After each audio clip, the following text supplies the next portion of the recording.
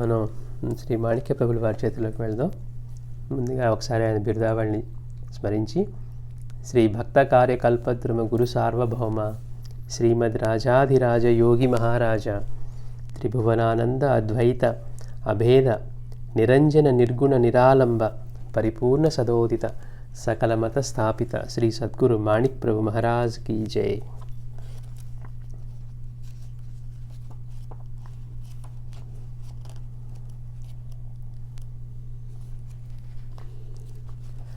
మనం గత వారం ఆ బాలలీలవి స్మరిస్తూ ఉన్నాము. ఆ లీలల్లో అల్లరి పిల్లవాడి గురించి, అంటే ఆ గేదెని జీవుల పట్ల కారుణ్యం కలిగి ఉండాలని ప్రభు బోధిస్తూ ఉన్న మిత్రులకి వాళ్ళు దాన్ని విస్మరించి ఒకడు మాత్రం ఒక గేదెని ఎక్కి పాపం చూలుతో ఉన్న గేదెనికి బాధ పెడుతూ ఉంటే ప్రభు చెప్పారు, దాన్ని అలా బాధ పెట్టకు అన్నా కానీ వినకపోవటం వల్ల నువ్వు ఈసారి మళ్ళీ అలా చేస్తే నీ చేతులు దానికి అంటుకుపోతాయి అని చెప్పారట. అయినా కానీ వినకుండా ఎక్కితే అలాగే అంటుకుపోయాయి. ఆ గేదె కాస్త భయపడి పరిగెడుతూ ఉంటే పాపం వాడిక ప్రాణభయంతో ప్రభువుని ప్రార్థించిన తర్వాత ఇక అలాంటి పనులు చేయనని చెప్పి అతని చేత దానికి గేదెకి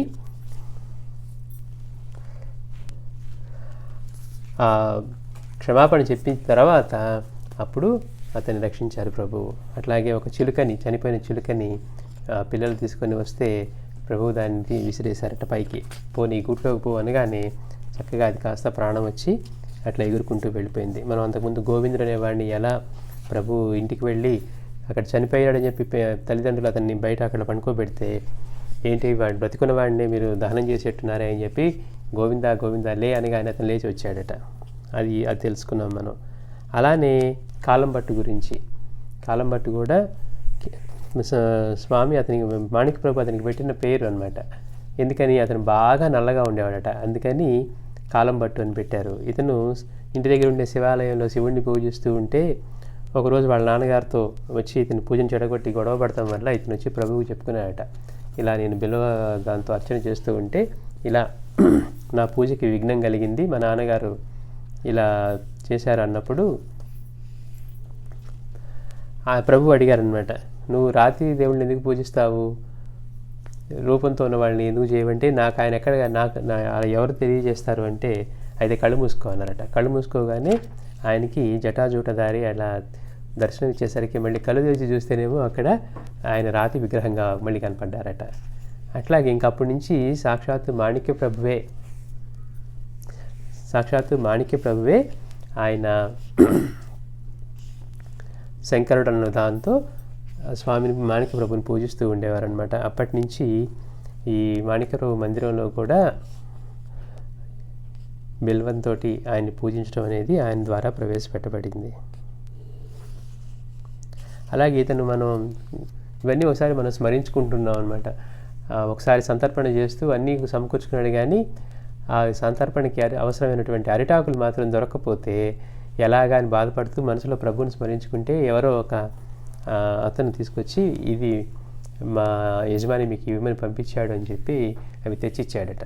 సరే, ఆ కార్యక్రమం జరుపుకున్న తర్వాత ఆయన కృతజ్ఞత చెబుదామని వెళ్తే, మాకు అరటి తోటే లేదు, అసలు నేను నీకు పంపలేదు, అవి ఎవరు తెచ్చిచ్చారు అని. కానీ సమయానికి తెచ్చివ్వటం అనేది అప్పుడు తర్వాత మళ్ళీ 2 రోజుల తర్వాత ప్రభు దర్శనమైన తర్వాత ప్రభు చెప్పారట, నీకు నా ప్రభువైన దత్తస్వామి నీకు అరిటాకులు పంపించారు అని. అంటే చూడండి గురువు యొక్క కృప ఉంటే ఎలా ఉంటుందో.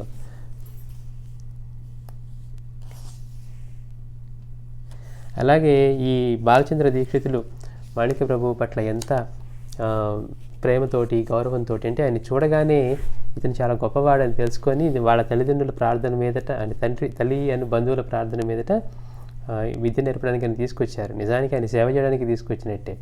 ఈయన మాత్రం అక్కడ కూడా ఏ నియమాలు లేకుండా ఆయన ఎంత మడి ఆచారంలో ఉన్నప్పటికీ ప్రభు మాత్రం ఒళ్ళంతా విభూతి పూసుకుని అడవిలో తిరిగి వస్తుండేవారట. ఈయన ఎలాంటి ఆచారంలో మడిగట్టుకుని ఉన్నా కానీ ప్రభు రాగానే ఆయన ఆటపాటల నుంచి అడవిలోంచి రాగానే ఆయనకి చక్కగా స్నానం చేయించి భోజనం పెట్టించి ఆయనే స్వయంగా చేసేవారట. అట్లా ఇంకా ఒకరోజు ఆయన భార్య చెప్పింది, మన ఈ హోమకుండంలో ఆయన మల విసర్జన చేశారు అని. అంటే ఆయన అలా ఎందుకు చేస్తారు, ఆయన అలా చేయరు అని అంటే ఆయన మీద అంత గొప్ప భావం అనమాట. వెళ్ళి చూసి వెతికితే వాళ్ళకి ఆ బూడిదలో ఒక బంగారు ముద్ద దొరికిందంట. అతను ఆశ్చర్యపోయాడు. ఈ ప్రభువు సాక్షాత్తు నేను అర్చించే అగ్నినారాయణుడే, ఆయన స్వరూపమే ఈయనగా నాకు అనుగ్రహించారు అని చెప్పి. కానీ ప్రభువు మాత్రం తర్వాత అంటే చెప్పారు, నువ్వు మాత్రమే నన్ను నీ ప్రేమతో బంధించగలిగావు అని చెప్పి ఆయన దగ్గర సెలవు తీసుకొని మళ్ళీ తల్లిదండ్రుల దగ్గరికి వెళ్ళిపోయినట్టుగా. ఈ బాలచంద్ర దీక్షిత్తు ఎలాగైనా సరే ప్రభువు యొక్క కుటుంబంతో బంధుత్వం ఏర్పరచుకోవాలని తన కూతుర్ని వీళ్ళ అన్నగారైనటువంటి హనుమత్ దాదాకి ఇచ్చి పెళ్లి చేయడానికి నిశ్చయించుకొని దానికి కావాల్సినవి అని అయ్యో అక్కడేం లేవే అనుకుంటే వీళ్ళందరూ పెళ్లి సెటిల్ అయిపోయింది, ప్రభువు మాత్రం నిశ్చింతగా ఉన్నారు. అలాగే సమయానికి అన్నీ ఎంతో గొప్పగా వాళ్ళకి కావాల్సినవన్నీ ఇంట్లో సమకూరాయట. పెళ్ళికి చాలా ఘనంగా జరిగి ఇంటి నిండా కావాల్సినవి ఉండేసరికి ఈ దీక్షితులు గారు కూడా ఎంతో సంతోషించారు. కాకపోతే కొద్ది కాలానికే ఆయన కూతురు లక్ష్మీబాయి అంటే ఎవరికైతే ఇచ్చి ఈ హనుమత్ దాదాకి ఇచ్చి పెళ్లి చేశారో ఆవిడ మరణించారు. తర్వాత ఈ హనుమత్ దాదాకి సంపాదన బాగా తక్కువ, ఏ ఖర్చు అయినా కానీ వాళ్ళకి ఇబ్బందికరమే అనమాట. అంటే ప్రభు దాన ధర్మాలు మాత్రం మహారాజులా చేస్తూ ఉన్న ఇంట్లో పరిస్థితులు మాత్రం అలానే ఉండేవి. ఈ నృసింహ తాత్యాకి కూడా ఉపనయనం చేయాలి, అతనికి 6 ఏళ్ళు వచ్చాయని అడుగుతూ ఉంటే ఈయన ఎదురుగా ఉన్న సోమనాథ మందిరంలోకి వెళ్ళి దగ్గరలో ఉన్న మందిరానికి వెళ్ళి అక్కడ గణపతికి ఒక పోక చెక్క సమర్పించారట. సమర్పించి అన్నీ ఆయనే చూసుకుంటాను ఇంటికి వచ్చేసారు. మరి ఇంటికి వచ్చేస్తే వీళ్ళ తల్లిదండ్రులకి ఆ ముహూర్తం నిర్ణయించారు కదా, ఈ తల్లికి మిగిలిన వాళ్ళకందరికీ టెన్షన్గా ఉంది, ఇంతవరకు ఏమీ లేవే అలా అని. అంతలోనే ఒక షావుకారు, వెంకప్ప అనే షావుకారు వచ్చి తను ఒక పిల్లలకి సరిపోయే బట్టలు ఒక 400 మందికి ఈ సమానాదం చేయడానికి కావాల్సిన సరుకులు తీసుకొచ్చి ప్రభువుకు సమర్పించారట. సమర్పించి తనకి బిడ్డలు లేరని ఆయన ప్రార్థించిన మీదట అలాగే ఆ రోజు కార్యక్రమం దివ్యంగా జరిగింది. తర్వాత అతనికి కూడా బిడ్డలు కలిగారు. అంటే ఎంత అద్భుతంగా జరుగుతూ ఉంటాయో. మనమేమో అయ్యో ఇక్కడ ఏం లేదు కదండి, మనం తర్వాత పూర్ణానంద స్వామి గురించి చెప్పుకున్నప్పుడు చెప్పుకుంటాం. ఆయన అంతే, ఇట్లా శివరాత్రికి ఇట్లా వచ్చేటప్పటికి అన్నీ సిద్ధం చేశాను చెప్తే బీఆర్కే గారికి మన దగ్గర ఏమి లేవు, ఇప్పుడు శ్రీశైలంలో కూడా కరువు పరిస్థితిలో ఉంది, ఎన్జిఓలకి వాళ్ళందరికీ 4 నెలలుగా జీతాలు లేవు, అందరూ అప్పులు చేసి తింటున్నారు, ఇప్పుడు మనకి ఎవరిస్తారు, ఇవన్నీ ఏం చేస్తామని. అంటే ఏంటి, నిజమైన గురువు దగ్గర ఉంటున్నా కానీ ఎంత తేలిగ్గా మనం మోసపోతాం. అంటే ఆయన కూడా మనలాగే చూస్తూ మనలాంటి ఆలోచనలతోటే ప్రకృతి అంతా వాళ్ళ ఆధీనంలో ఉంటుంది. అవసరమైతే కుబేరుడు వచ్చి ఇవ్వాలంటే కుబేరుడు వచ్చిన సందర్భాలు బోల్డ్ ఉన్నాయట. ఇక ఇవన్నీ చేసుకున్న తర్వాత స్వామి హెచ్చరిస్తూ ఉన్నా కానీ అతను నిర్లక్ష్యం చేస్తే ఒకరోజు సడన్గా ఒక అతను వచ్చి అవన్నీ సిద్ధం చేసుకుని వచ్చారట. తీసుకొచ్చేసరికి ఇతనికి ఇంకా ఏమీ లేవు. పరిగెత్తుకుంటా వెళ్ళి అన్ని డబ్బాలు అవి సిద్ధం చేసి అది ఇచ్చిన సరుకులంతా పెట్టాలి. నువ్వెక్కడి నుంచి వచ్చావయ్యా అంటే ఇదిగో పలానా ఊరు నుంచి మా యజమాని పంపించాడు అని. అంటే మహాత్ములు సంకల్పం చేయాల్సిన అవసరం కూడా ఉండదు, వాడు అనుకుంటే జరిగిపోతాయి అన్నమాట. అవి ఆ సమయానికి వచ్చేయాల్సిందే. అలాగే హనుమత్ దాదా పెళ్లికి నృసింహ తాత్య వారి ఉపనయనానికి కూడా అంతా గణపతే చూసుకుంటాడన్నారు. స్వామి నిశ్చింతగా ఉన్నారు. ఆయనకి ఏముంటుంది, మిగిలిన వాళ్ళు టెన్షన్ పడుతూ ఉన్నారు. కానీ సమయానికి అన్నీ వచ్చి ఎంతో గొప్పగా జరిగిందని తెలుసుకున్నాం మనం. ఇక ఈ ప్రభు కొంచెం 15 ఏళ్ళు 16 ఏళ్ళు వచ్చేసరికి మేనమామేమో ఇతను ఏవి లెక్క లేకుండా తిరుగుతున్నాడు, ఇంకా నేను నీ కుటుంబాన్ని నేనే పోషిస్తున్నానని చెప్పి మాట్లాడుతూ ఉండేవారు. కానీ మనలాంటి వాళ్ళకైతే అవన్నీ అంటూ ఉన్నారని ఉంటాయి. అలాంటి మహాత్మునికి ఎలా ఉంటాయి, ఆయన మాత్రం మామూలుగా నిశ్చింతగా ఉండి పెట్టిన ఉద్యోగుల నుంచి కూడా ట్యాక్సెస్ కలెక్ట్ చేసి వచ్చిన వాళ్ళందరికీ పనిచేసేవారట. ఇక ప్రభుత్వం కూడా ఉద్యోగుల నుంచి తీసేసింది. ఆయనకి ఇంకా కోపం పెరిగింది, నేను ఎంతో కష్టపడి ఉద్యోగాల్లో పెట్టిస్తే అక్కడ కూడా నేను వన్నీ పనిచేసి ఉద్యోగాన్ని పోగొట్టుకున్నాడని. ఒకరోజు మేనమామ ఇంటికి వచ్చేసరికి ఆయన పండుకునే మంచం మీద పండుకొని చక్కగా షాల్ ఒకటి కప్పుకొని పండుకొని ఉన్నారట. వచ్చేసరికి ఆయన కోపం వచ్చింది, చూడు ఎంత పెద్ద రాజులా పండుకొని ఉన్నాడు, నువ్వేమన్నా ఇదా అని అరిచి, నీకు ఇంత వయసు వచ్చింది, బాధ్యతలు లేకుండా ఉన్నావు, ఇక నుంచి నీకు నేను భోజనం కూడా పెట్టను, నీ బాధ్యత నువ్వే నిర్వర్తించుకోవాలన్నారట. ప్రభువు లేచి, ఓహో ఇక నాకు వెళ్ళడానికి సమయం అయింది, పిలుపు వచ్చినట్టుగా ఉందనుకొని మనమైతే కోప్పడతాం, ఎంత మనకి పెడితే మాత్రం ఎట్లా పడితే అట్లా మాట్లాడితే, అందులో మేనమామే కదా అని. కానీ ఆయన మాత్రం కట్టుకున్న ఇవి కూడా తీసేసి ఆయనకి సాష్టాంగ నమస్కారం చేసి, ఇక సమయం ఆసనమైంది, కళ్యాణిని విడిచే సమయం అని చెప్పి ఆయన విడిచి వెళ్ళిపోతూ అన్నారట. ఏమని, పుట్టించుట, రక్షించుట, సంహరించుట ఈ పనులన్నీ చేయు ప్రభు ఒక్కడే, నేను అనే అహంకారం మిథ్య, అసత్యము. ఎవరికి ఎవరు ప్రభువు, ఎవరికి ఎవరు నౌకరు? తల్లి గర్భంలో 9 మాసంలో ఉన్నప్పుడు శరీరం రక్షించిన ఎవరిని ఈ మాణిక అడుగుతున్నాడు అని మేనమామతో ఆ శ్లోకం చెప్పి ఆయన కళ్యాణి విడిచి వెళ్ళిపోయారు అని మనం గత వారం తెలుసుకున్నాం. కళ్యాణిని విడిచి వెళ్ళిపోయిన తర్వాత ప్రభువు చుట్టుపక్కల ఉన్న పుణ్యక్షేత్రాన్ని తిరుగుతూ ఉన్నారట. ఆ దగ్గరలో మంటాల గ్రామం అనే ఒక గ్రామం ఉండేది, మంటాల. ఆ మంటాల సమీపంలో ఒక అమృతకొండం అనే ఒక ఇది ఉండేదన్నమాట. అక్కడ ప్రభు కళ్యాణి నగర్ నుంచి వెళ్ళిపోయిన తర్వాత అక్కడ కనిపించారట. ఇంకా ఈ స్థలం ఎక్కడ ఉండేదంటే ప్రభు జన్మించిన ఈ కళ్యాణి నగరానికి 6 మైళ్ళ దూరంలో ఉండేది. అక్కడ ఇది కూడా ఎంతో సౌందర్యమైన ప్రదేశం, ప్రకృతి అంతా కూడా చాలా మంచిగా గొప్పగా వర్ణించడానికి మనం వర్ణనాతీతంగా ఉండేదట. ఈ అమృతకొండానికి తూర్పున ఒక శంకరుని దేవాలయం ఉండేది. ఈ అమృతకొండానికి 2 ఫర్లాంగుల దూరంలో సోమేశ్వరుని దేవాలయం ఉన్నది, కానీ దీన్ని అప్పుడు ఈ మ్లేచ్చులు పాడు చేశారు అని చెప్తారు. అయితే వాళ్ళు దేవాలయాన్ని పాడు చేసినప్పటికీ కూడా అక్కడ ఉన్న శివలింగం మాత్రం 5 అడుగులు ఎత్తున్న శివలింగం మాత్రం ఇప్పటికీ కూడా చెక్కు చెదరకుండా స్వస్థానంలోనే నిలిచి ఉన్నది. అంటే మన మీద జరిగిన ఈ దండయాత్రల్లో వాళ్ళు యవనులు కానివ్వండి, మ్లేచ్చులు కానివ్వండి, వీళ్ళందరూ చేసిన ఎంత మన మందిరాలను పాడు చేసి ఎన్నో చోట్ల అలా చేశారు. గొప్ప గొప్ప మందిరాలను కూడా పాడు చేశారు. అలాగే ఇక్కడ కూడా చేసినప్పటికీ కూడా అక్కడున్న 5 అడుగులు ఎత్తుగల శివలింగం మాత్రం ఇప్పటికీ కూడా స్వస్థానంలోనే నిలిచి ఉన్నది. అక్కడ ఉత్తరానికి 1 మైలు దూరంలో ఒక గుహ ఉండేదట.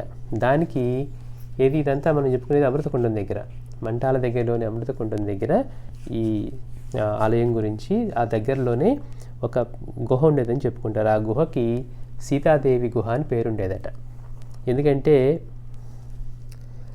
అక్కడ అమ్మవారు అటు నుంచి వెళ్తూ ఉన్నప్పుడు దండకారం నుంచి అటు ప్రయాణం చేస్తూ ఉన్నప్పుడు అక్కడ స్నానం చేశారని ప్రతీతి. అందుకని అక్కడ సీతాదేవి గుహ అంటారట. గమ్మత్ ఏంటంటే అక్కడ నేలంతా కూడా ఎర్రగా ఉంటుందట, కానీ నీరు మాత్రం తెల్లగా పారుతూ ఉంటుంది అక్కడ.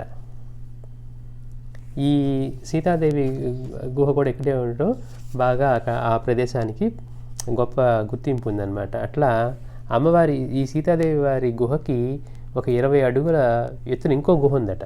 అది ఎవరైనా వెళ్ళాలంటే ఎంతో కష్టతరంగా ఉండేది. అంటే ఈ గుహకి 20 అడుగుల పైన ఇంకొక గుహ ఉంది. ఆ గుహకి వెళ్ళాలంటే ఎంతో కష్టంగా ఉండేది.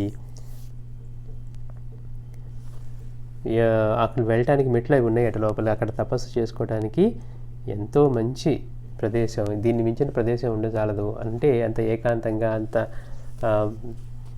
దాన్ని ఏమంటారంటే అమ్మవారి స్పర్శతో ఆ దగ్గరలో అదంతా పవిత్రమై ఉన్న ప్రదేశం అనమాట. అది అమృతకొండం. అంటే ప్రభువు అక్కడి నుంచి మంటాల కళ్యాణి నుంచి మామ దగ్గర నుంచి సెలవు తీసుకుని వెళ్ళిన తర్వాత ఈ పక్కన ఉన్న మంటాల అంటే అవి తిరుగుతూ మంటాల గ్రామం దగ్గర అమృతకొండం దగ్గరికి వచ్చారు. అమృతకొండం ఎలా ఉందో చెప్పుకుంటూ ఉన్నాం అనమాట. అక్కడ సీతాదేవి వారి గుహ ఒకటి, ఆ గుహ పైన మళ్ళీ ఇంకొక గుహ ఉండేది. ఇవి తపస్సుకి వాటికి బాగా చేసుకోవడానికి అనుకూలంగా ఉండే ప్రదేశాలన్నీ.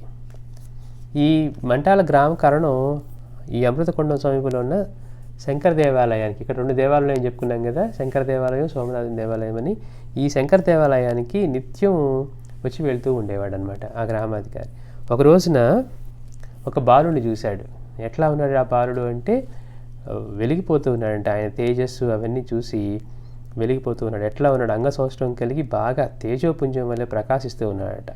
కౌపీనం మాత్రం ధరించి ఉన్నాడు. చిన్న గోచి ఒకటి మాత్రమే పెట్టుకొని ఆ బాలుడు మెరిసిపోతూ ఉన్నాడు అనమాట.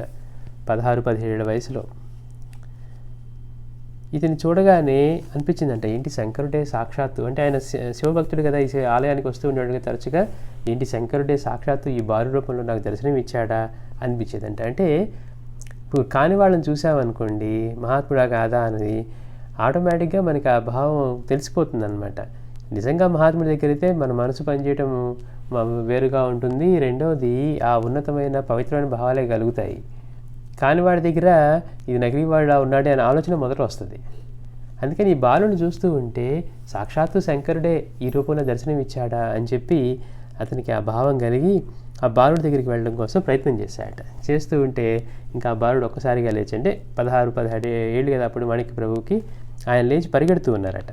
అంటే అతనికి దొరకకుండా ఇతను కూడా ఇంక ఎట్లయినా సరే ఆయన్ని దర్శించాలి, మాట్లాడాలన్నట్టుగా తపన పడుతూ పరిగెడుతూ ఉంటే ఇంకా ఆయనైతే బాగా వేగంగా పరిగెత్తుతూ అడవి మార్గం పట్టారు. అంటే అమృతకుండం దగ్గర నుంచి, అంటే ఆయన వెంటపడుతూ ఉన్నారు కదా దర్శనం కోసం, మరి ఏం మాట్లాడాలనుకున్నారు. అందుకని ఈయన మాత్రం అందకుండా మాణిక్య ప్రభు పరిగెడుతూ ఉన్నారట. అయినప్పటికీ ఈయన కూడా వదలకుండా వెంటపడుతూ ఉంటే సడన్గా ఒక్కసారికి ఒక పెద్ద పులి ఈ కర్ణానికి ఎదురుపడిందట. ఈయన అరణ్య మార్గం పట్టాడని చెప్పుకున్నాం కదా, మాణిక్య ప్రభు అడవిలోకి పరిగెత్తుతూ ఉన్నారు. ఈ కర్ణం కూడా వెంటబడి పరిగెత్తూ ఉంటే ఆగకుండా ఎట్లయినా ఆయన దర్శించాలి, పట్టుకోవాలి, మాట్లాడాలని. ఇక మధ్యలో ఒక్కసారిగా ఒక పెద్ద పులి ఎదురయ్యేసరికి ఒక్కసారిగా భయపడిపోయాడు. అప్పుడు ఈ బాలుడు అదృశ్యమైపోయాడు అనమాట. మనం చెప్పుకున్నాం, ప్రభు పిల్లలతో ఆడుతూ ఉండి కూడా వాళ్ళని ఆయన్ని సడన్గా మాయమైపోయేవారు, అదృశ్యమైపోయేవారు.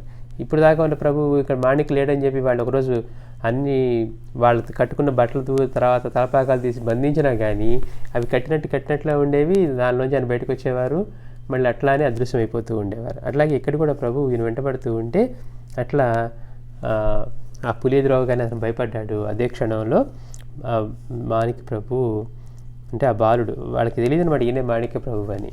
ఆయన ఎవరో చాలా గొప్పగా తేజస్తో ఉన్నాడు, సాక్షాత్తు శంకరుడే దర్శనం ఇచ్చాడా ఈ రూపంలో అనుకోవటం వల్ల అతన్ని అట్లా వెంటబడ్డాడు. అప్పుడు ప్రభువు అదృశ్యమైపోయారనమాట. అయితే పులిని చూసి ఆ కర్ణం భయపడ్డాడు, కానీ ఈ బాలుడు రూపం మాత్రం ఆయనలో ముద్రపడిపోయింది అనమాట. ఇంకా మరవలేనంతగా. అంటే 2 నెలలు మళ్ళీ తర్వాత అదే పిల్లవాడు కర్ణ ఒకదాన్ని తీసుకొని గుర్రాన్ని ఎక్కి ఆ గుర్రాన్ని స్వారీ చేస్తూ ఈ మంటల గ్రామంలోకి వచ్చారట.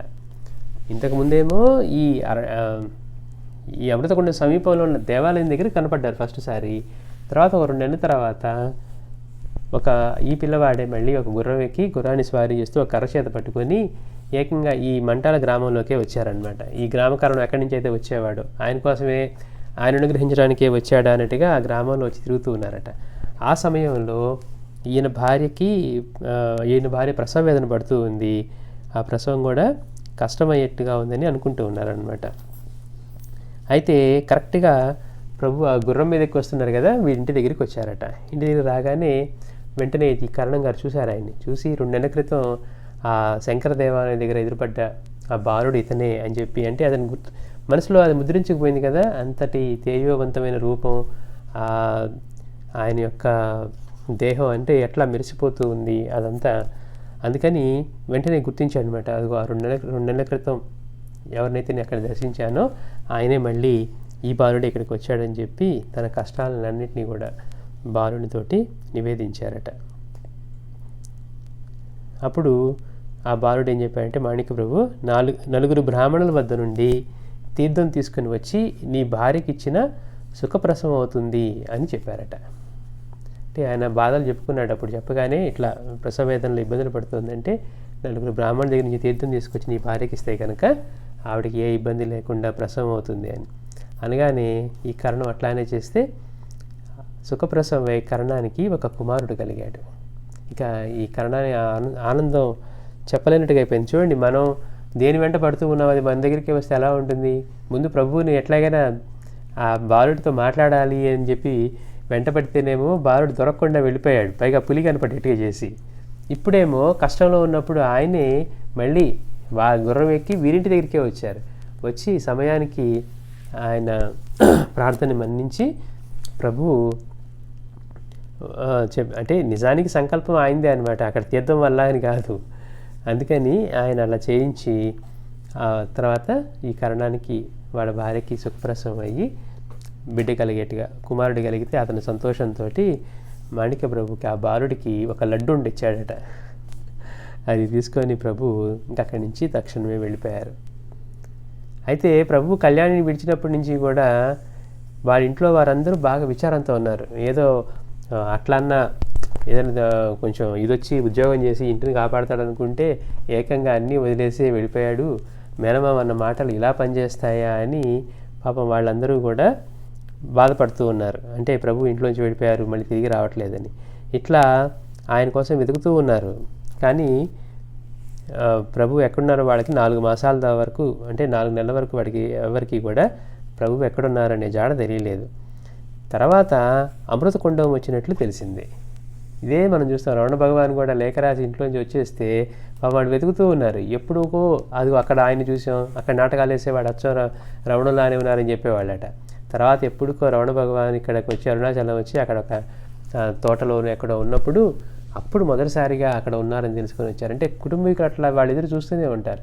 అట్లాగే ప్రభు గురించి కూడా, మాణిక్య ప్రభు గురించి కూడా 4 నెలల తర్వాత ఆయన అమృతకుండం దగ్గర కనపడ్డారట అని వీళ్ళకి తెలిసింది. అందుకని వీళ్ళందరూ కూడా ఈ మంటాల గ్రామం దగ్గరే కదా అమృతకుండం ఉంది, ఆ మంటాల గ్రామానికి వచ్చారు. వస్తే మళ్ళీ అక్కడ ప్రభు కనపడలేదు. మరి ఈయన ఎలా అదృశ్యమవుతారో, ఎల్లప్పుడు ఆయన గురించి తెలిస్తే అప్పుడే కనపడతారో మనకి చెప్పలేం కదా. అట్లా వీళ్ళు అక్కడ కనపడ్డారంట. అంటే వీళ్ళందరూ కూడా ఆ గ్రామానికి వస్తే అయినప్పటికీ కూడా వాళ్ళకి ప్రభువు దర్శనం కాలేదు. అట్లా సీతా గుహ వద్దకు వచ్చి వెళ్ళారు, అక్కడ కనిపించలేదు. అంటే ఒకవేళ నా గుహ దగ్గరే ఉన్న ప్రభువు ఉన్నారేమో, అక్కడికి వెళ్తే అక్కడ కనిపించలేదట. మళ్ళీ అమృతకుండం వద్దకు వెళ్ళి అక్కడ కొన్ని రోజులు ఉండటకు ఏర్పాటు చేసుకొని అక్కడికి వెళ్ళి ఉంటే 4 రోజుల తర్వాత సడన్గా ప్రభువు దర్శనం ఇచ్చారట. అంటే చూడండి, ఆయన ఎప్పుడు దర్శనం ఇవ్వాలంటే అప్పుడు. వీళ్ళు అక్కడ అంటే ప్రభు దర్శనం అయ్యే వరకు మనం ఈ అమృతకుండం దగ్గరే ఉందాము, ఇక్కడికి వస్తూ ఉన్నారని తెలిసింది కనుక అని వాళ్ళు ఏర్పాట్లు చేసుకుని అక్కడ ఉంటే 4 రోజుల తర్వాత ప్రభు సడన్గా వచ్చి వీళ్ళకి దర్శనం ఇచ్చి చెప్పారట. అందరూ సంతోషంతో ఉన్నారు, మళ్ళీ ఆయన ప్రభువుని దర్శించుకోగలిగామని. కానీ ప్రభు అన్నారు, మీరందరూ ఇంటికి వెళ్ళిపోండి, నేను ఈ ప్రాపంచిక విషయాల కోసం వచ్చిన వాడిని కాదు, నేను ఈ ప్రాపంచిక విషయాల కోసం వచ్చిన వాడిని కాదు, నేను అందుకు ఉద్దేశింపబడలేదు, అందుకు తగినవాడు నా తమ్ముడు నృసింహతాత్య. అంటే నేను అక్కడ ఉండి కుటుంబాన్ని చూసుకుంటూ మళ్ళీ నేను కూడా పెళ్లి చేసుకొని ఇలాంటి జీవనం కోసం వచ్చిన వాడిని కాదు, ఎందుకని ఆయన అవతారం. అందుకని నేను చెప్తున్నారు, నేను దీనికోసం నిర్దేశింపబడలేదు, అందుకు తగినవాడు నా తమ్ముడు నృసింహతాత్య. నేను చేయవలసిన పని వేరుగా ఉన్నది కనుక నన్ను వదిలి వెళ్ళండి అని చెప్పి బంధువులందరికీ చెప్పారట. వాళ్ళేమో అప్పుడు అంటే బాధగా ఉన్నాయి, కానీ ఇక ప్రభు నిర్ణయం కదా, వాళ్ళందరూ సుఖంగా ఇంటికి వెళ్ళారు. అక్కడే ప్రభువు కొన్ని వారాల పాటు అట్లా వస్తూ వెళ్తూ మాయమవుతూ ఉండేవారనమాట. ఇక ప్రభువు రాక వలన అది నిర్జనంగా ఉండే అమృతకుండం జనాలతో నిండిపోయింది. ప్రభువుని రోజు పూజించడానికి బుట్టల నిండా పూలు, తర్వాత నైవేద్యానికి పదార్థాలు ఇవన్నీ తీసుకొని వచ్చి అక్కడ పైగా పూజ బాగా భజన ఇవన్నీ జరుగుతుండేయట. ఇక ప్రభువుని దర్శించడానికి ఎంతోమంది వస్తుండేవారు. వారిలో రోగులు, జిజ్ఞాసులు, అర్థకాముకులు, తర్వాత జ్ఞానులు.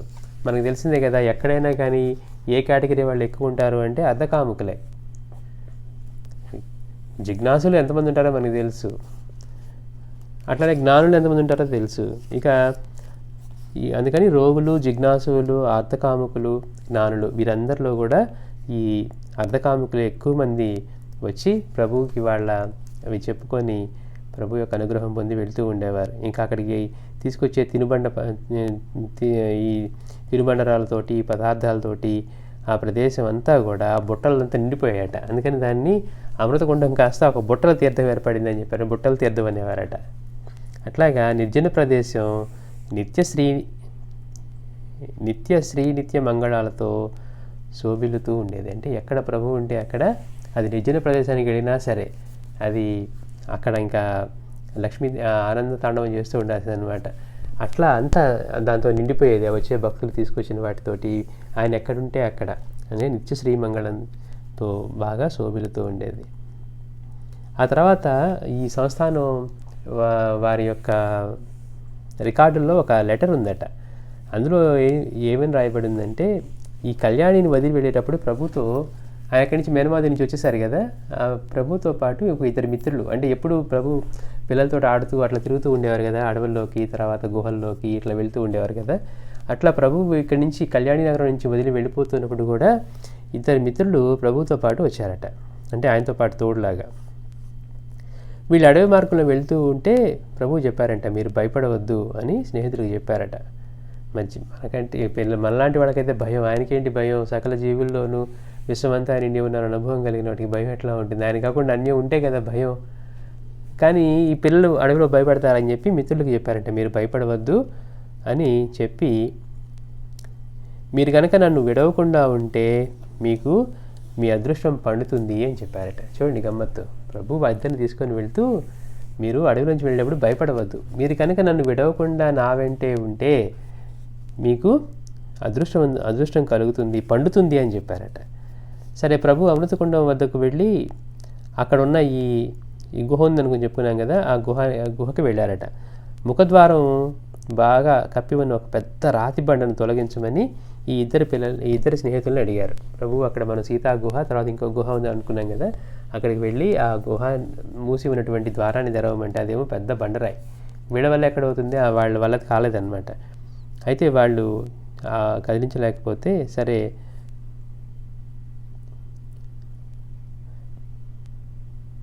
ఎలాగో వాళ్ళు కప్పి ఉన్నటువంటి ఈ రాతి బండను తొలగించమని అడిగితే అట్లాగే చేశారు. లోపల శుభ్రంగా ఉందట గుహంతా కూడా. కొంత దూరం పోయేసరికి ఒక నల్లరాతి బండ ఒకటి అడ్డంగా ఉండను. మళ్ళీ ఆ గుహలో లోపలికి వెళ్ళిన తర్వాత మళ్ళీ ఇంకొకటి లోపల మార్గంలో గుహంతా శుభ్రంగా ఉంది, మళ్ళీ దాని లోపల ఒక పెద్ద నల్ల బండరాయి అడ్డుగా ఉందంట. దాన్ని కూడా పక్కకి జరపమంటే అది వాళ్ళ వల్ల కాల. సరే, ప్రభు అన్నారట, మీరు వచ్చి నా ఆ వస్త్రం యొక్క కొంగును పట్టుకోండి, పొంగుని పట్టుకుని కళ్ళు మూసుకోండి అని చెప్పారట. చేయగానే ప్రభు ఒక్కసారిగా బండను జరిపారు. అంటే వాళ్ళిద్దరు వాళ్ళగానే ప్రభు ఊరికే జరపగానే పైగా పెద్ద శబ్దమైందంట. పెద్ద పులి కనుక బాగా అరిచినట్టుగా పెద్ద శబ్దం అయ్యేసరికి అంతే, స్నేహితులు ఇద్దరు కూడా ప్రభు కొంగు వదిలి పిక్కబలం చూపి కళ్యాణి నగరానికి అటువైపు మళ్ళీ వెనక్కి తిరిగి చూడకుండా పరిగెత్తారంట. ఆల్రెడీ ప్రభు ముందే హెచ్చరించారు, ఏమని, మీరు కనుక నన్ను అంటి పెట్టుకునే ఉంటే మీ అదృష్టం పండుతుంది అని. మనం అనుకుంటాం అంటే గురువు దగ్గర ఉంటే చాలు, ఇంకా మనకి ఏది వచ్చినా కానీ అని. కానీ ఇలాంటివన్నీ మహాత్ముల చేతులు ఎన్నో కనపడుతూ ఉంటాయి. ఒకసారి పూర్ణానంద స్వామి గారు కూర్చున్నప్పుడు కూడా ఒక పాము వస్తే అప్పుడు దాకా ఇంకా ఆయన ఉంటే చాలు మనకేం అక్కడ వాళ్ళు కూడా పావును చూడగానే అక్కడ స్వామినారాయణ సంగతి కూడా మర్చిపోయి పరిగెత్తారట. అంటే మనమేమో అనుకుంటాం, అబ్బా మనం ఇలా నిన్న మనం చెప్పుకున్న సూక్తి కూడా, ఇన్నాళ్ళు గురువు దొరకలేదని బాధపడ్డాము, మన గురువు ఉంటే నా మోక్షం పొందేదాకా ఊరుకుంటామా అని. అందుకే బాబా హెచ్చరించారంటే, మరి ఇన్నాళ్ళు నీ గురువు దొరకలేదని బాధపడ్డావు, ఇప్పుడు నీకు ఇంతటి గురువుని దొరికాను అని. అయినా కానీ మనలో ఏ మార్పు లేకుండా అట్లానే మనం అంటే మన నిజస్వరూపం అప్పుడు బయటపడిద్ది అనమాట. అట్లాగే ప్రభు హెచ్చరించినప్పటికీ కూడా అంతటి గొప్పవాడు వాళ్ళ పక్కనే ఉండి నడిపిస్తూ ఉన్నా కానీ పులి అరిచిన శబ్దం గాంట్రింపు వినగానే ఒక్కసారిగా వాళ్ళ గుహలోంచి మళ్ళీ కళ్యాణి నగరానికి పరిగెత్తారట. ఇంకేమనుకున్నారు, ప్రభువుని పులే మింగేసి ఉంటుంది అంటే ఎందుకు అనుకున్నారు వాళ్ళు అలా, ప్రభు వాళ్ళని తన కొంగును పట్టుకొని కళ్ళు మూసుకోమన్నారు అని ఆ రాతి బండను జరపగానే వీళ్ళు ఇంకంతే కళ్ళు తెరిచాలో కూడా చూసుకోకుండా పరిగెత్తేసి ఇంక ప్రభువు నా పులి మింగేసి ఉంటుంది అని చెప్పి వాళ్ళు ఊహించుకొని పరిగెత్తారు. మళ్ళీ 2 నెలల తర్వాత ఈ జనాలందరూ మళ్ళీ అమృతకుండం వెళ్తూ ఉంటే వాళ్ళతో పాటు ఎవరైతే ఈ ఇద్దరు వెనక్కి తిరిగి ప్రభువుతో పాటు వెళ్ళి వెనక్కి తిరిగి వచ్చేసారో వాళ్ళిద్దరు కూడా అమృతకుండం దగ్గరికి వెళ్ళారట. అంటే మిగిలిన వాళ్ళు వెళ్తూ ఉన్నారు కదా, వెళ్తే అక్కడ ప్రభువు వీళ్ళకి ఎదురుగా వచ్చారట. వచ్చినప్పుడు స్నేహితులు మళ్ళీ ఆశ్చర్యపోయారు. మళ్ళీ ప్రభువు వీళ్ళని మళ్ళీ గుహలోకి తీసుకుపోయారట. మరి అమృతకుండం దగ్గర గృహే కదా, వాళ్ళు అక్కడి నుంచే కదా పరిగెత్తింది. అంటే వాళ్ళకి ఇంకోసారి అదృష్టం కలిగే అవకాశం కలిగింది ప్రభు యొక్క అనుగ్రహం. అందుకని మళ్ళీ వాళ్ళని గుహలో తీసుకుపోయారట. అయితే చూడండి, ఇందులో ఒక బైరాగి, ఆ గుహలో ఒక బైరాగి ఎట్లా కనపడ్డారు, 2 కుక్కల్ని వెంట పెట్టుకొని చేతిలోనేమో ఒక భిక్షా పాత్ర తీసుకొని ప్రభు వద్దకు వచ్చారట. ఆ వచ్చినటువంటి ఈ లోపల గుహలో ఎవరున్నారంటే ఒక బైరాగి 2 కుక్కల్ని వెంట పెట్టుకొని నడుస్తూ వచ్చారట. ఆయన చేతిలోనేమో ఒక భిక్షా పాత్ర ఉంది. ప్రభు వద్దకు వచ్చారు. అప్పుడు ఈ బైరాగి వద్ద నుండి ప్రసాదం ముందు తీసుకొని పిమ్మట భోజనం చేయుద్దాము అని చెప్పి ప్రభువు చెప్పారు. ఆ ఇద్దరు మిత్రులతో ఏం చెప్పారు ప్రభు, ఈ వచ్చినటువంటి బైరాగి దగ్గర మనం ప్రసాదం తీసుకొని ఆయన ఇచ్చిన ప్రసాదం తిని ఆ తర్వాత మనం భోజనం చేద్దాము అని చెప్పారట. ఇంతలో ఆ బైరాగి ఏం చేశారు, తన భిక్షా పాత్ర నుండి ఒక రొట్టెని తీసి, ఆయనతో పాటు 2 కుక్కలు ఉన్నాయి కదా, ఆ కుక్క నుంచి పాలను పిండి దానిలో కలిపి ఒక చచ్చిన పామును ఒక దానిని తీసి రొట్టెతో మళ్ళీ బాగా కలిపి ఒక ముద్ద చేసి ప్రభు చేతికి ఇచ్చారట. చూడండి, ఆ బైరాగి మాణిక ప్రభు ఏమన్నారు, ఆ వచ్చినటువంటి బైరాగి దగ్గర నుంచి మనం ప్రసాదం తీసుకుందాం, ముందు ఆయన ఇచ్చిన ప్రసాదం తిని ఆ తర్వాత మనం భోజనం చేద్దామని ఈ మిత్రులకు కూడా చెప్పారు. అంటే వీళ్ళ గుహలో ఆయన ఎదురయ్యాడు కాబట్టి. సరే, ఆయన ఏం చేశాడు, వీళ్ళ దగ్గరికి వచ్చి ఆ భిక్షాపాత్రలో రొట్టె ఉందట, ఆ రొట్టె తీసుకున్నారు. తనతో పాటు 2 కుక్కలు వచ్చాయి కదా, ఆ కుక్కల నుంచి పాలు పిండారట. అవి పిండి ఈ రొట్టెతో కలిపారట, రొట్టె ముక్కలతోటి. అవి కలిపి దాంతోపాటుగా ఒక చచ్చిన పావును ఒకదానిని తీసుకొని మళ్ళీ రొట్టెతో బాగా కలిపి కొంత ముద్దను ప్రభువు చేతికి ఇచ్చారు. ప్రభువు తక్షణమే ముద్దను నోట్లో పెట్టుకున్నారు. మరి చూడండి, మనకేను వాళ్ళకి ఎంత తేడా ఉంటుందో. పైగా ప్రభు ఏం చెప్తున్నారు, నాతో వస్తే మీకు అదృష్టం పండుతుంది అని చెప్పారు. ఇక్కడ కనపడిన బైరాగి ఆయన ప్రసాదం అంటే, ఒకసారి ప్రసాదం ఉన్న తర్వాత ఆయన మనకి మాయలాగా మనకేదో లడ్డు ఇస్తారో లేకపోతే మనం అనుకున్నట్టుగా ఇస్తారో ఉండదు. మనం గురువు దగ్గర అనుగ్రహం పొందాలంటే ఇక మన ఆలోచనలు మన బుద్ధి పనిచేస్తూ ఉన్నాయనుకోండి, మేకను నరుకు అంటే నరికేట్టుకు ఉండాలి. అయ్యో బాబా నేను బ్రాహ్మణుండే నేను మేకనట్ట నరుకుతాను అనలా, దీక్షిత్ ఒక్కడే అనలా. మిగిలిన వాళ్ళందరూ తెలిసిన వాళ్ళు కత్తిని తప్పించుకున్నారు, బాబా నేను ఇప్పుడే వస్తానని చెప్పి తప్పించుకొని వెళ్ళిన వాళ్ళు ఉన్నారు. అట్లానే బజార్కి వెళ్ళి మాంసం తీసుకురా అంటే ఆయన సద్బ్రాహ్మణుడు అనే ఆలోచన కూడా లేదు. బాబా చెప్పారంతే, ఇంకా చెప్పిన తర్వాత ఏముంది అందులో అని ఆయన బయలుదేరాడంట. కేల్కర్ బయలుదేరితే బాబా అన్నారు, అక్కర్లేదు నేను వేరే వాళ్ళని పంపిస్తానన్నారట అని మళ్ళీ అక్కర్లేదు అన్నారు. గురువు దగ్గర ఆయన చెప్పిన దాన్ని పాటించలేకపోతాం అంటే వంటంతా చేసుకొని బోర్ నుంచి వెళ్ళిపోవటం అన్నారు మాస్టర్ గారు. గురువు పెట్టే పరీక్షలో గెలవాలి. మరి ముక్తి మోక్షం గురుకృప ఊరికే కలుగుతాయా? మనం ఏదో 4 సార్లు స్తోత్రాలు చేసేసుకొని మనంతట మహాభక్తులు లేరని కనుక మనం విర్రవీగితే రావన్నమాట. బాబా చెప్తున్నారు, గురుకృప అనుభవ జ్ఞానము. గురుకృప కలగాలంటే ఎలాంటి వాళ్ళకి కలుగుతుందో తెలుస్తుంది. గురువు చెప్పిన తర్వాత మళ్ళీ ఇంక వేరే ఆలోచన లేకుండా చేయగలిగిన వాళ్ళకే. అందుకని ఇక్కడ మనలాంటి వాళ్ళకి ఇది చదువుతుంటేనే అబ్బా ఒళ్ళు ఒక రకంగా గగురు పొడుస్తుంది. ఏంటిది, ఆ రొట్టెలో ఇచ్చేవాళ్ళు రొట్టె వచ్చి కదా, మళ్ళీ దానిలో కుక్కపాలను పిండి దానిలో చచ్చిపోయిన పావు ముక్కలు కలిపి అవి ఇస్తే ప్రభు ఒక్క క్షణం ఆలోచించకుండా నోట్లో పెట్టుకున్నారట.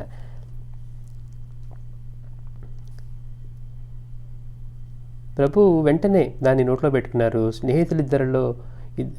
చేతుల్లో కూడా కొంత పెట్టి ఆ బైరాగి వెళ్ళిపోయాడట. దత్తస్వామి యొక్క పరీక్షలు నెగ్గటం అంటే ఎట్లా ఉంటుందో చూపిస్తారనమాట. మనకి శ్రీగురు చేతుల్లో అయ్యా అమ్మ అంటూ ఉంటే ఆయన పిలుస్తూ ఉంటే మనం అనుకుంటాం, కానీ ఆయన మాయను గుర్తించడం దేవతలకే సాధ్యం కాదు. అంటే ఆ సహ్యాద్రి పర్వతాల్లో ఆయన దర్శించాలని వెళ్ళేవాళ్ళు దేవతలకు కూడా ఆయన ఎన్ని రకాలుగా మాయ చేసేవాడు. చూసేవాళ్ళకి ఒకళ్ళకేమో ఎప్పుడు తాగుతూ ఉన్నట్టుగానో లేకపోతే కపాలంలో వంట చేయడమో. అంటే మాయ ఎలా ఉంటుంది చూస్తానికి, ఆ మాయ తప్పితే కానీ ఆయన నిజస్వరూపము ఆయన అనుగ్రహము ఆయన కనపడడం అనమాట. ఇక్కడ కూడా ఆయన చెప్పారు కదా, నన్ను వెంట పెట్టుకుని ప్రభు తీసుకున్నాడు కదా మనకేంటని ఆలోచించలే వీళ్ళు. అందుకని వీళ్ళు ఏం చేశారు, అది చూడగానే వీళ్ళిద్దరికీ కూడా అసహ్యం అనిపించిందట. వీళ్ళకి కూడా ఆయన చేతిలో ఆ బైరాగి వీళ్ళిద్దరికి కూడా చేతిలో పెడితే వాళ్ళు అసహ్యంగా ఉండడంతో దాన్ని ఎట్లా పట్టుకొని తినకుండా చేతిలో నోట్లో పెట్టుకోకుండా ఉన్నారట. కొంతసేపటికి చేతులు తెరవగా బైరాగి ఇచ్చిన ముద్ద అదృశ్యమైంది.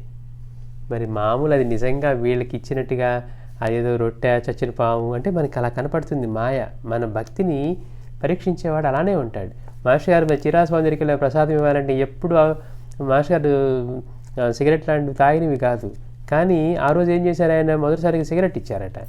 అరే ఇప్పుడు నీ స్వామి బాబాని అడిగాను కదా ఆయన ప్రసాదం ఇవ్వాలని, అక్కడ ప్రసాదం అన్నారు, మళ్ళీ ఇప్పుడు సిగరెట్ అని చూడటానికి లేదు. ఆయన ఏమి ఇచ్చినా కానీ అప్పుడు ఇంకేదైనా ఇచ్చినా కానీ దాన్ని తీసుకోవాలి. అలా అటువంటి విచక్షణ ఉండాలన్నమాట. అందుకని మాస్టర్ గారు మళ్ళీ వేరే ఆలోచన చేయాలి, ఇది ప్రసాదం అన్నారు కాబట్టి అని చెప్పి తీసుకున్నారంట. ఎప్పుడు అలవాటు లేకపోయినా మొదటిసారిగా అక్కడ చీరాల స్వామి సన్నిధిలో అట్లా ఆయన ఆ ఇచ్చిన ప్రసాదంగా ఇచ్చిన సిగరెట్ని కాల్చారట. ఇంకా ఆ తర్వాత ఆయన వర్షం కురిపించారనమాట ప్రసాదంతో. ఇడ్లీ దోశ మన సినిమాలో కామెడీ చూసినట్టుగా ఉంటుందన్నమాట. అసలు ఒక ఆర్డర్ లేకుండా, అంటే ఆయన అంతటి జ్వరంతో ఉండి ఇలా ఉన్నా కానీ. అంటే ఇక్కడ ఎందుకు చెప్పుకుంటున్నామంటే గురువు దగ్గరికి వెళ్ళిన తర్వాత ఆయన ప్రసాదం అర్థించిన తర్వాత ఆయన ఇచ్చిన తర్వాత అది ఏంటనే ఆలోచన మనం చేయకూడదు.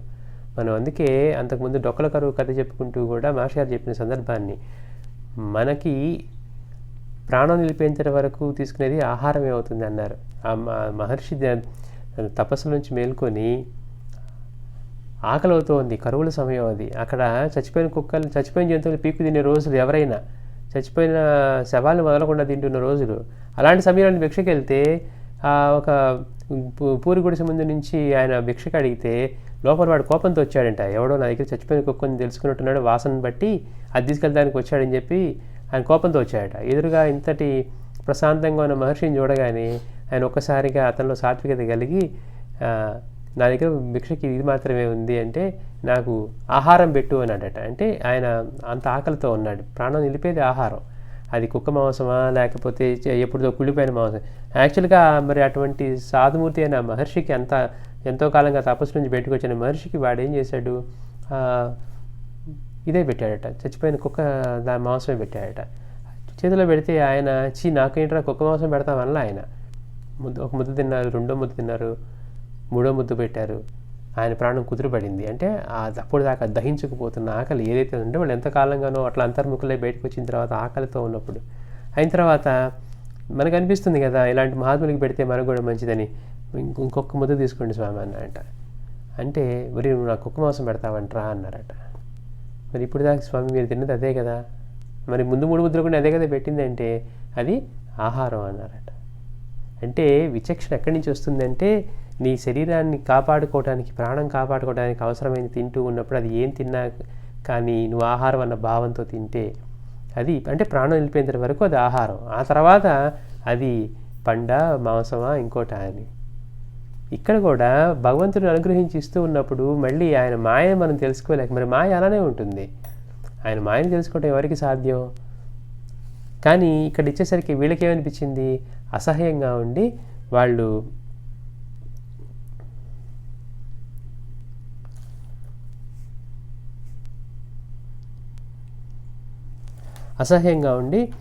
అది తీసుకోకుండా చేతిలో పట్టుకొని ఉన్నారట. ఇచ్చిన ముద్ద కాస్త మళ్ళీ చేయి తెరిచి చూస్తే అది కాస్త అదృశ్యమైపోయింది. వాడికి ఆశ్చర్యంతో ప్రభుని అడిగాంట, ప్రభు ఎందుకు ఇట్లా అయింది అంటే మీరు అదృష్టవంతులు కారు అని ప్రభు చెప్పారట వాళ్ళకి. అంటే వీళ్ళకి ఆశ్చర్యంగా ఉంది. మరి మామూలుగా ఇచ్చింది అది ఆహారమే అయ్యి ఉంటే, వాళ్ళు ఊహించినట్టుగా వాళ్ళు చూసినట్టుగా అదే కనుక నిజం అయ్యి ఉంటే వాళ్ళ చేతిలో ఉండాలి కదా ముద్ద. కానీ మహాత్ములు ఇచ్చే ప్రసాదం వేరుగా ఉంటుంది. అది మన మాయని అంటే మన భక్తిని ఎంతవరకు ఉన్నామో వాళ్ళ మీద మనకున్న విశ్వాసాన్ని పరీక్ష చేసేదిగా ఉంటుందన్నమాట.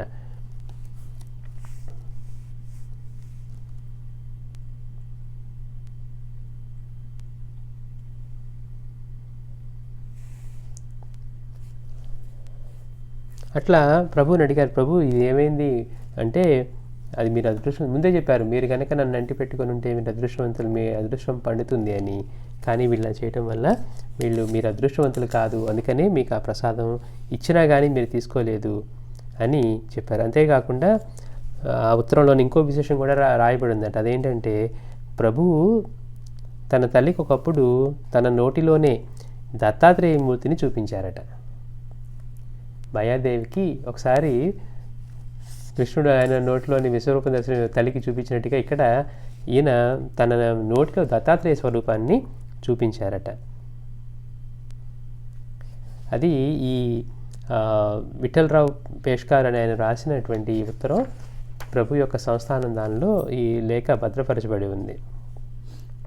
అట్లాగే ఒకరోజు ఈ అమృతకుండ దగ్గర వచ్చిన ప్రజలందరూ కూడా వచ్చి దర్శనార్థం వచ్చి వాళ్ళందరూ వంట చేసుకుంటూ ఉన్నారట. అంటే అదేంటి ఒక నిర్జన ప్రదేశంలా ఉంటుంది. వాళ్ళు అక్కడికి అన్ని సామాన్లు వాళ్ళకి కావాల్సిన వంట పదార్థాలకు అవసరమేవన్నీ తెచ్చుకొని వంట చేస్తూ ఉంటే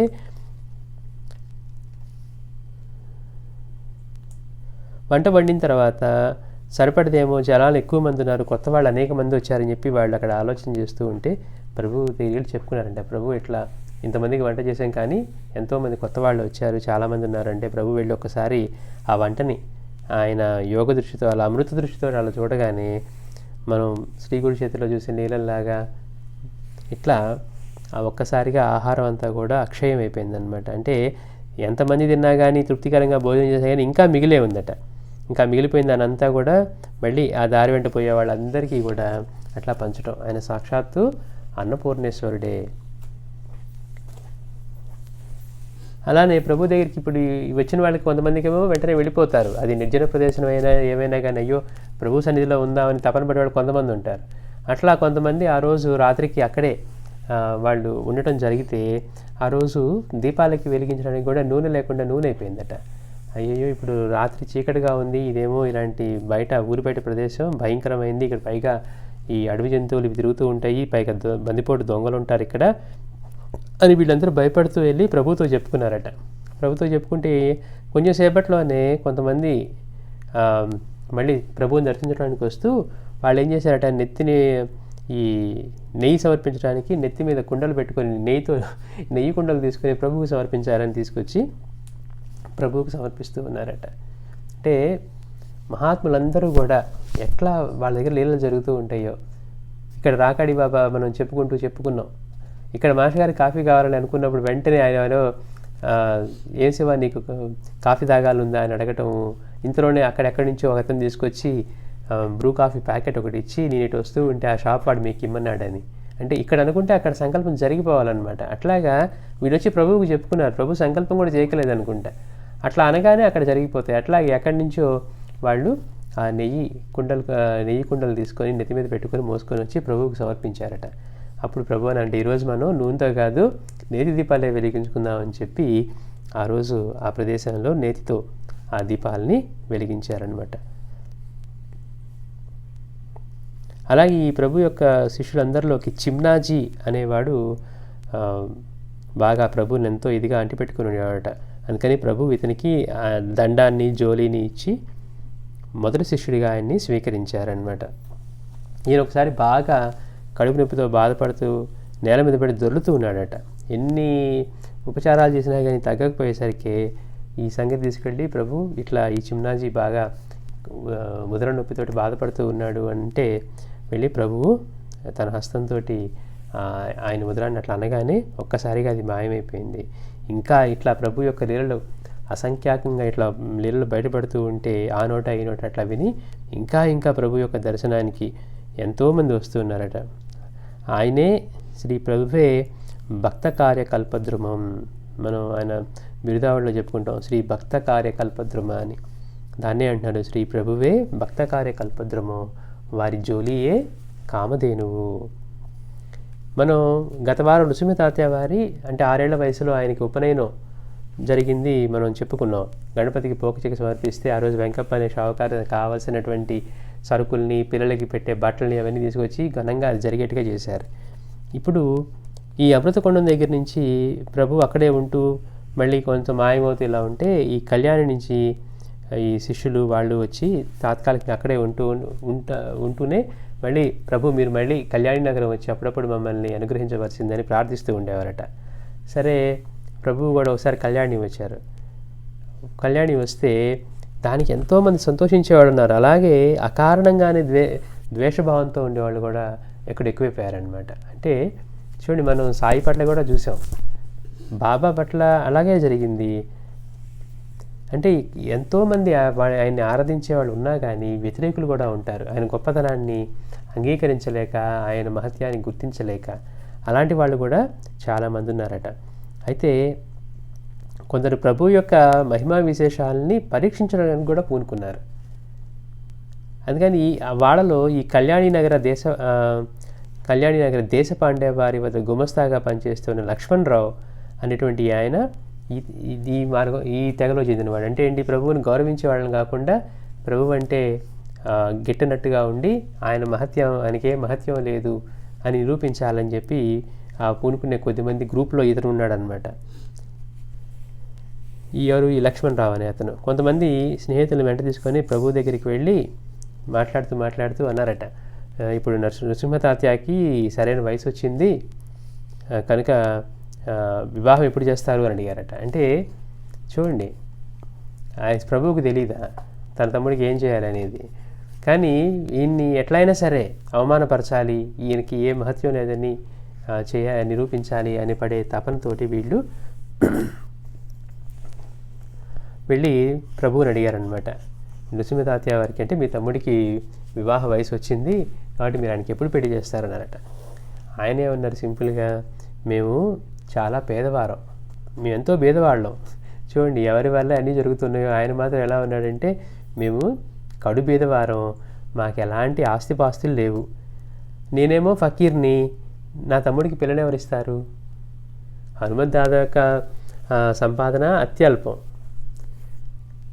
నేను కడుపేదవాడిని, మాకు ఏ విధమైన ఆస్తిపాస్తులు లేవు, మరి పైగా నేను ఫకీర్ని, నా తమ్ముడికి పిల్లని ఎవరిస్తారు అని ప్రభు జవాబు చెప్పారట. మీరు పెళ్ళి ఎప్పుడు చేస్తారంటే, అసలు నాకు ఇలాంటి కుటుంబంలో ఉన్న వాళ్ళకి పిల్లని ఎవరిస్తారు అంటే, అతను ఏం చేశాడు, ఎట్లాగూ ఈయన సమకూర్చుకోలేడని చెప్పి ప్రభువుని అవమానించాలి, ఆయన్ని ఎట్లాగైనా నలుగురిలో నవ్వులు పాలు చేయాలి అన్న భావంతో, ఏముందండి పెళ్ళికి ఒక 1000 రూపాయలు ఖర్చు అవుతాయి, మీరు కనుక ఆ 1000 రూపాయలు సమకూర్చుకోగలిగితే నా చెల్లెల్నిచ్చి వివాహం చేస్తాను, మీకు ఇబ్బంది లేవు, మీకేమి ఇది లేకపోతే అన్నాడట. అంటే మీరు కనుక ఒక 1000 రూపాయలు సమకూర్చుకుంటే నా చెల్లెల్నిచ్చి, ఎవరు ఈ లక్ష్మణరావు ఎవరైతే వచ్చి ప్రభువుని ఎట్లాగలా తక్కువ చేయాలనో లేకపోతే ఏదో వాళ్ళ పాయింట్ ఏదో ప్రూవ్ చేసుకోవాలనుకున్నాడో, వచ్చి మీరు కనుక 1000 రూపాయలు, ఒక పెళ్ళికి 1000 రూపాయలు ఖర్చు అవుతుంది, అవి కనుక మీరు సమకూర్చుకోగలిగితే పిల్లని ఎవరిస్తారని అడిగారు కదా, నా చెల్లెల్ని ఇచ్చి పెళ్లి చేస్తాను అన్నారట. అంటే ప్రభు అంటే ఇతని ఉద్దేశం ఏంటి, ఆయన దగ్గర ధనమే లేదు, ధనం లేని వాళ్ళకి అప్పించేవారు కూడా ఎవరు ఉండరు కదా. మన బాబా అదే కదా నిరూపించింది. లేఖ రాసి పంపిస్తే తాతయ్యకైతే, తాతయ్య కాదు నానచంద్ర గారికి అయితే డబ్బులు ఇచ్చి పంపించారు, కానీ బాబాకి మాత్రం నమస్కారాలు పంపించారు, లేకపోతే యజమాని లేడని చెప్పమన్నారు. ఇట్లా ఎందుకని ఆయనకి ఇస్తే మళ్ళీ వస్తాయో రావు అనేది ఉద్యోగంలో ఉన్నవాడికి వాడికి ఉంటే అప్పిస్తే వాడు తీర్చగలని నమ్మకం ఉంటుంది. అట్లా ఇదని కూడా ఏంటి, ప్రభు దగ్గర డబ్బు లేదు, ఇది నీకు అప్పు ఎవరిస్తారు, 1000 రూపాయలు అప్పు ఇవ్వటువంటి ఆ రోజుల్లో మాటల. అందుకని ఎవరెవరు కనుక ధైర్యంగా ఏమన్నాడు, నువ్వు కనుక సమకూర్చుకోగలిగితే నా చెల్లెల్ని ఇచ్చి పెళ్లి చేస్తానన్నాడు. ప్రభు అన్నారట, సరే మీరు ఆ మాట పేపర్ మీద రాసివ్వండి అన్నారట, పత్రం రాసివ్వండి, మళ్ళీ మాట తప్పకూడదు. అందుకని నువ్వు చెప్పిన ప్రకారం నిజంగా చేయదలుచుకుంటే కనుక ఒక కాగితం మీద వ్రాసి ఇవ్వవలసిందని ప్రభు లక్ష్మణరావుని కోరారు. ఇక లక్ష్మణరావు ఏమనుకుంటున్నాడు, ఇతనికి డబ్బు ఎవరిస్తారు, 1000 రూపాయలు, పైగా అప్పించేవాడు కూడా లేదు, ఇతని దగ్గర కూడా లేవని చెప్పి అట్లానే పేపర్ మీద రాసి, అంటే వాళ్ళు అగ్రిమెంట్ లాగా రాసుకొని ఇచ్చారట. సరే చేసేసి వెంటనే ఏం చేశారు, శుభముహూర్తాన్ని కూడా నిశ్చయించేశారు. అంటే ఎట్లాగైనా ఈయనకి రావు ఇది చేయాలని. ఇంకా పెళ్లి రోజు ఏమైనా దగ్గరికి వచ్చేసింది, ఇంట్లోనేమో ఏమీ లేదు. ఈ ప్రభు యొక్క శిష్యులు ఇంట్లోని వారందరూ ఏమో ఎప్పట్లాగే అందరూ టెన్షన్ పడుతూ ఉన్నారు, ఎట్లా జరిగిద్ది మరి ఎలా వస్తాయి ఇవన్నీ అని. ఇంకా పెళ్లి రేపనగా ఒక బసప్ప షావుకారు అనే అతను ప్రభు శిష్యులు విని, మరి ఎందుకు మీరు ఇంత ఆతురపడుతున్నారు అని అడిగారట. ఎందుకు మీరు అందరూ ఇంత టెన్షన్ పడుతూ ఉన్నారు అని ఒక బసప్ప షావుకారు అనే అతను, ఈ ప్రభు శిష్యులందరూ కూడా, అంటే ప్రభు ఇట్లా పెళ్లికి ఒప్పుకున్నారు, ఇప్పటివరకు ఏమీ సమకూడలేదు, ఈ పెళ్ళి ఎలా జరుగుతుంది నృసింహ తాత్యాది అని వీళ్ళు అనుకుంటే, మీరు ఎందుకు ఇంత ఆతురపడుతున్నారు అంటే అని చెప్తే, ఇట్లా పెళ్ళికి ఏమి కావాల్సినవి లేవు, పెళ్ళి రేపే అని చెప్తే, మీరేమి కంగారు పడకండి అని చెప్పి దానికి కావాల్సిన సామాన్లన్నీ ఎన్ని అవసరమైతే అవన్నీ బండ్ల మీద అన్నీ తీసుకొచ్చి ప్రభు ఇంటికి పంపించాడట. పంపించి ఈసరికి ఇంకా ఇంట్లో వాళ్ళు ఇవన్నీ చూసి ఆశ్చర్యపోయారు. ఇంకా ఇతను ప్రభు వద్దకు వెళ్ళి చెప్తే ప్రభు అన్నారు, ఇదంతా కూడా దత్తాజీ యొక్క కృప, అంటే దత్తస్వామి ఇవన్నీ పంపించారు అని. అట్లా వెంటనే ఆ లక్ష్మణరావు ఎవరైతే మాట ఇచ్చాడో వాళ్ళ చెల్లినిచ్చి లక్ష్మీతాతకి పెళ్లి చేస్తానని, మేమంతా సిద్ధంగా ఉన్నాము, సరుకులన్నీ కూడా వచ్చేస్తున్నాయి, మీదే లేట్ అని చెప్పి కబురు చేయించారట. ఇంక మరి ఎంత ఇష్టం లేకున్నా కానీ లక్ష్మణరావుకు ఈ ప్రభు తమ్మునికి ఇచ్చి తన చెల్లెల్నిచ్చి వివాహం చేయవలసి వచ్చింది. ఇక అప్పుడేం చేశాడు, సరే ఇట్లా చేస్తాడా అని చెప్పి, మేము కొద్దిమంది వస్తాం, 10 మంది 20 మంది అన్నట్టు చెప్పి ఎంతోమందిని జనాన్ని వేసుకొని వచ్చాడు అనమాట. అంటే ఏంటి, వాళ్ళు మనం కొద్దిమంది వస్తామంటే వాళ్ళ తగ్గట్టుగా భోజన ఏర్పాట్లు అవి చేసుకుంటాం కదా, అలా చేస్తే అంటే డబ్బుకు సమకూడదు అనుకున్నాం, ఈ పెళ్లి జరగదు అనుకున్నాం, కానీ ఈయనేమో అన్ని ఏర్పాట్లు చేసుకొని ఎలాగోలా ఇప్పుడు వివాహానికి పిలిచాడు. సరే మనం వెళ్తున్నాం కనుక ఆయన ఏం చేశాడంటే, మేము పెళ్ళి కొద్దిమంది మాత్రమే వస్తాము, ఏర్పాట్లన్నీ కొద్దిమందికే చేయండి అన్నారట. అని చెప్పి ఎంతోమందిని ఎక్కువ మందిని తీసుకొని వివాహానికి రాగానే మళ్ళీ వాళ్ళందరూ కూడా ఇక్కడ ఈ ఏర్పాట్లు చేసిన వాళ్ళందరికీ మళ్ళీ ఈ వంటలు ఇవన్నీ కొద్దిగా చేసరికి కంగారు పడిపోయారు. కరెక్ట్గా భోజన సమయానికి ఎంతోమందిని వచ్చారట. ఇక అంటే ఏంటి, ఇట్లా అన్న ప్రభుని బాగా న్యూనతపరచవచ్చని ఈయన సంకల్పం. ఈ ఇంట్లోని వారేమో వచ్చిన పెళ్లివారి సంఖ్య చూసి భయపడి వండిన పదార్థం సరిపోతేనే బాధపడుతూ ఉంటే ప్రభు వంటశాలకు వెళ్ళి తన యోగదండంతో ఆ పదార్థాలన్నీ తాకారంట. అవి తాకగానే మళ్ళీ అక్షయమైపోయాయి. అట్లా ఎంతమంది వచ్చారో అంతమందికి సరిపడో కదా, ఆయన ఎప్పుడూ కూడా ఎక్కువే ఉంటాయి. ఇక ఇంతలో అక్కడ లేని వంట ఏదో చూసి ఒకడేం చేశాడంటే నాకు వడలు కావాలి అన్నాడట. అనేసరికి లోపలికి వెళ్ళి తీసుకొచ్చి వడలు అతని ఇస్తరు నిండా వడ్డలు, ఇంక అందరికీ విస్తర నిండా వడలే వడ్డించారంట. వాళ్ళందరూ అన్ని వడ్డించేసరికి తినలేకపోయారు, సిగ్గుపడిపోయారు. అంటే ఇవన్నీ అడిగి కూడా ఇట్లా అంటే ఇది తక్కువ లేదు కదా, తక్కువ చేద్దాం అనుకుంటే మాకు ఇప్పుడు వడలు కావాలి అంటే లోపలికి వెళ్ళటం, వాళ్ళు ఏం కావాలంటే అవి తీసుకొచ్చి వడ్డిస్తూ ఉన్నారు. ఇక వాళ్ళందరూ సిగ్గుపడిపోయారు. తర్వాత ఎవరైతే లేని దాని గురించి అడిగి మళ్ళీ ఇట్లా భంగపడ్డాడో అతనికి తర్వాత రోజు ప్రీతిని కడుపు నొప్పట. ఈ పెళ్ళంతా ఘనంగా జరిగింది రుసుమి తాతయ్య వారిది. తర్వాత రోజు మళ్ళీ ప్రభువు దగ్గరికి వచ్చి చెప్పుకొని తను రక్షించవలసిందని ప్రార్థించుకున్నాడంట. అంటే ఏంటి, ప్రభువుని ఎట్లయినా తక్కువ చేయాలి, అందరిలోకి కించపరచాలి. అంటే భోజనానికి వస్తే కూడా వాళ్ళు భోజనం పెట్టలేదని, పెళ్ళి ఎలాగో జరుగుతుంటున్నారు, పెళ్లి జరిగింది, భోజనం దగ్గరన్నా ఆయన ఎలాగోలా తక్కువ చేయాలనుకుంటే అది జరగకపోవటం వల్ల మళ్ళీ లేని వంట కానీ ఏదో అక్కడ ఇప్పుడు 100 ఉన్నాయి అనుకోండి, 101 అడగవచ్చు. అట్లానే అడిగితే అవి కూడా సమకూరాయి వాళ్ళకి. కానీ తర్వాత అట్లా ఆ సంకల్పంతో చేశారు కనుక అది తీవ్రమైన కడుపు నొప్పి వస్తే మళ్ళీ ప్రభు దగ్గరికి వచ్చి ప్రభు కాళ్ళ మీద పడ్డాడంట. అప్పుడు ఆయన ప్రభు మళ్ళీ తన హస్తస్పర్శతోటి అతని కడుపు నొప్పి తగ్గించారు. ఈ వివాహం అంతా కూడా నృసింహ తాతయ్య వారిది ఎంతో గొప్పగా జరిగింది. మళ్ళీ వెంటనే ప్రభు మళ్ళీ అరణ్యంలోకి వెళ్ళిపోయారు. వెళ్ళిపోతూ చెప్పారట, ఇక కళ్యాణికి మంచి రోజులు అయిపోయాయి, బాగా చెడు రోజులు రాబోతూ ఉన్నాయి అని. ఇక చెప్పినట్టుగానే ఈ కొద్ది కాలంలో చాలామంది ఇళ్ళు అక్కడ తగలబడిపోయాయట. ఈ కళ్యాణి నగరంలో బాగా దొంగల కన్నాలు వేయటం, తర్వాత కలరా ప్రవేశించి చాలామందిని కొనిపోయింది. కలరా వల్ల ఎంతోమంది చనిపోయారు. అట్లాగే వాళ్ళ కళ్యాణి గ్రామంలో ఈ నృసింహ తాతయ్యకి కూడా కలరా వచ్చింది. కలరా వచ్చేసరికి తల్లి వీళ్ళందరూ కంగారు పడి ప్రభువుని ప్రార్థిస్తే ప్రభువు ఇంటికి వచ్చారట. ఇంటికి వచ్చి ఈ నృసింహ తాతయ్య వారికి ఆయన తీర్థం ఇచ్చారు. ప్రభు తీర్థం ఇవ్వగానే ఆయన స్వీకరించి కొద్ది రోజుల్లో వెంటనే స్వస్థుడైపోయాడు. కానీ అదే సమయంలో ఈయన నృసింహ తాతయ్య భార్య ఆ లక్ష్మణరావు చెల్లెని పిచ్చి పెళ్లి చేసుకున్నారు కదా, ఆవిడ కూడా కలరా వచ్చింది. కానీ వాళ్ళ అన్నగారి ఇంటి దగ్గర ఉందన్నమాట. ఉంటే అందువల్ల ప్రభు యొక్క దర్శనం కాలేదు ఆవిడికి. కేవలం తమ్ముడు కూడా ఇక్కడ తమ్ముడికి ఇచ్చారు తీర్థం, తమ్ముడు రక్షింపబడ్డాడు. ఆవిడ మాత్రం మళ్ళీ ఆ కలరా వ్యాధి తీవ్రమయ్యి ఆవిడ చనిపోయింది. గమ్మత్ ఏంటంటే పెద్దవాడికి పెళ్లి చేసిన ఆయన భార్య త్వరలోనే చనిపోయింది. హనుమత్ దాదాకి బాలచంద్ర దీక్షితుల వారి కుమార్తెని ఇచ్చి చేశారు కదా లక్ష్మిని, ఆవిడ అలానే చనిపోయింది. ఈ నృసింహ తాతయ్యకి ఇచ్చిన కూడా వెంటనే కొద్ది రోజుల్లోనే ఈవిడికి ప్రభు యొక్క దర్శనం కాలేదు, అలాగే తీర్థము లభించలేదు. ఆ కలరా జాడ్యం ఎక్కువయ్యి చనిపోయింది. ఇంకా ఎట్లాగో తల్లిని ఓదార్చి మళ్ళీ ప్రభు వెళ్ళిపోయారనమాట. ఇంకా అప్పటి నుంచి లక్ష్మణరావులో ఎవరైతే స్వామిని ప్రభువుని అవమానపరచాలని తన చెల్లెలిని ఇస్తానని చేశాడో ఆయన గొప్పతనం తెలుసుకున్న తర్వాత ఇంకా అప్పటి నుంచి బాగా ప్రభు యొక్క భక్తుడైపోయాడు అనమాట. మళ్ళీ వచ్చేవారని చెప్పుకుందాం. శ్రీ సచ్చిదానంద సద్గురు సాయినాథ్ మహారాజ్ కీ జై. సద్గురు మాణిక్య ప్రభు మహారాజ్ కీ జై.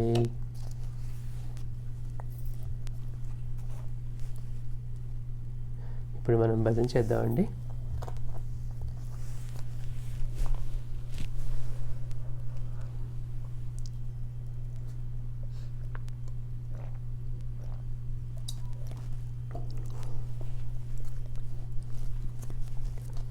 గురు బ్రహ్మ గురుర్విష్ణు గురుర్దేవో మహేశ్వరః గురు సాక్షాత్ పరబ్రహ్మ తస్మై శ్రీ గురవే నమః. గురు బ్రహ్మ గురుర్విష్ణు గురు